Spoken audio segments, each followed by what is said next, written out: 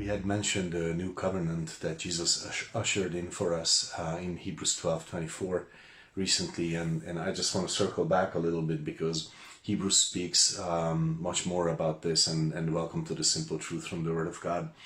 So in the book of Hebrews we read about this some more, and it says in Hebrews 7:22 that by so much was Jesus made a surety of a better testament. So this New Testament that we have is not just a New Testament, but it is a better testament, and this is what God has brought us into as believers. So this is a beautiful thing because why? Because the Old Testament already is beautiful. This is why many, even New Testament believers, love the law, and they love and they want to stick with the law because there is an amazing beauty in the law of God and in the Old Testament. That's wonderful. But we are New Testament believers, and the testament that we have received in Jesus is so much the better, is so much more amazing. And this is something that we realize in Hebrews 8:7. It says, "For if that first covenant had been faultless, then should be no place." There should not be a place sought for the second. There would be no room. There would be no room for the second covenant, the new covenant. Why would the new covenant be necessary if the old covenant were perfect? But it wasn't. It was not faultless because it had the shadow of things, not the real things. And then Hebrews 8:6 clarifies why this New Testament is better. Now hath he, that is Jesus, now has he obtained a more excellent, I'm sorry, let me just read it again. But now has he obtained a more excellent ministry, by how much also he is the mediator of a better covenant, which was established upon better promises. So that's beautiful. That is the New Testament. That is the new covenant that we have in Jesus. It is a better one. It's not just new, it is a better one. Why? Because the promises are better, the contents are better. And why is that so? And the answer is that God in his wisdom knew the readiness of the heart of man and what we were ready for. And this is why we don't have heaven yet, because he's preparing us for it.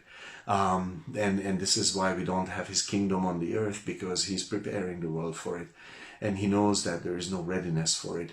And this is the same way with the Old Testament and the New Testament. He brought in the first, the lower quality, the lesser, and then he brought in the new, the better, because now there was a readiness for it. Now there was an ability to receive it. Now it was a different story. Men have realized that the law, in its ultimate beauty and the fact that it's God-given, could not change the hearts of men and women as we had desired. It could change the external behavior, but not the heart itself, but on its own. Because of course even the Old Testament says it clearly, the just shall live by faith, as we mentioned it recently, I think.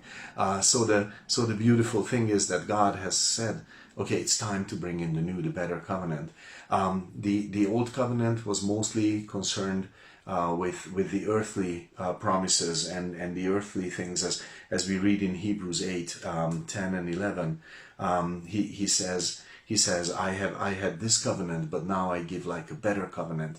I have given earthly promises, now I give you heavenly promises. I have given you material things, now I'm giving you spiritual things. And this is how it's a better covenant, because it has so much the better promises. And this is God's, sorry to say it with these words, but it's his educational work in humanity. Just as a teacher would start with simple arithmetics, adding and subtracting, and then multiplication, then division, and then the square root, and it would go higher and higher, and eventually you could get to a very high level, but it wouldn't be worth going for the highest immediately. So God also did this with us and with humanity.